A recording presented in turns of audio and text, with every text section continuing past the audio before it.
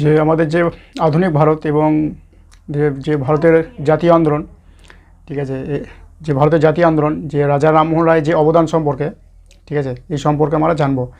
যে রাজা রামমোহন রায় যে আমাদের যে ভারতের জাতীয় আন্দোলন এবং যে আধুনিক যে ভারতের এনার অবদান, প্রচুর অবদান রয়েছে। যেমন রাজা রামমোহন রায়কে আমাদের ভারতের আধুনিক ভারতের একে প্রতীকত বলা হয়, ঠিক আছে।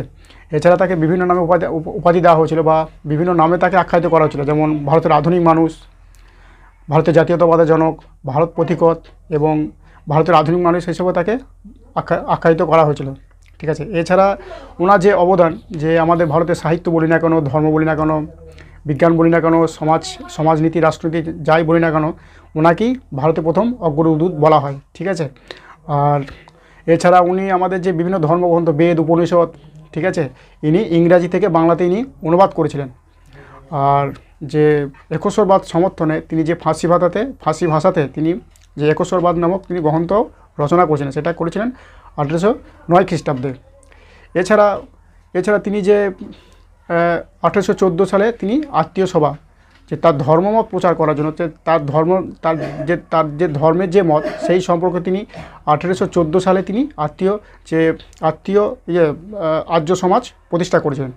এবং 1828 সালে মতান্তরে 1829 তিনি ব্রাহ্ম সমাজ প্রতিষ্ঠা করেছিলেন, যেটা পরবর্তীকালে ব্রাহ্ম সমাজে পরিণত হয়। আর যে আমাদের ভারতের নবজাগরণ অগ্রদূত কেন এই কারণেই বলা হচ্ছে তাকে, কারণ তখনকার সময় যে ভারতের যে মানুষ ছিল, তাদের মধ্যে একটা নতুন চিন্তাধারা এনে দিয়েছিলেন, ঠিক আছে। শিক্ষার দিক থেকে বলি না কেন, সমাজের দিক থেকে বলি না কেন, তাদের মধ্যে একটা নতুন চিন্তাভাবনা এনে দিয়েছিলেন, যাতে ভারতের মানুষ একটা নতুন দিশা পায়। সেই জন্য তাকে কিন্তু ভারতের নবজাগরণ অগ্রদূত বলা হচ্ছে। আর এছাড়া উনি যে যে সতীদাহ প্রথার বিরুদ্ধে, যে 1818 সাল থেকে তিনি এই বিরুদ্ধে একটা সোচ্চার ছিলেন, ঠিক আছে, যাতে যে সতীদাহ প্রথা, যে মেয়েদের উপরে যে অত্যাচার নিপীড়ন চলতে, তার বিরুদ্ধে তিনি কিন্তু সোচ্চার ছিলেন, ঠিক আছে, যাতে এটা রোধ করা যায়। সেই জন্য 1829 সালে লর্ড উইলিয়াম বেন্টিংয়ের শাসনকালে সতীদাহ প্রথা নিবারণ হয়, সতীদাহ প্রথাটা নিবারণ হয়, ঠিক আছে।